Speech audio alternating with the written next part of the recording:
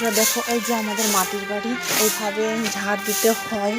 এখানে অনেকগুলো ঝুল পড়ে যায়, আর এটা আমাদেরকে এই নারকেলের বাঁধনের মাধ্যমে এটা ঝুলটাকে পরিষ্কার করতে হয়। দেখতে পাচ্ছ ইঁদুরের কতটা গর্ত, এটা পরিষ্কার না করলে, এটা না মাটি দিলে এখানে অনেক কিছু বিপদ হতে পারে, কারণ সাপেরা আবার ওই ঠান্ডায় থাকে। তো আমি এইভাবে ঝুলটাকে বাউনের সাহায্যে, মানে নারকেল বাউনের সাহায্যে ঝেড়ে নিচ্ছি, পরিষ্কার করছি বাড়িটাকে।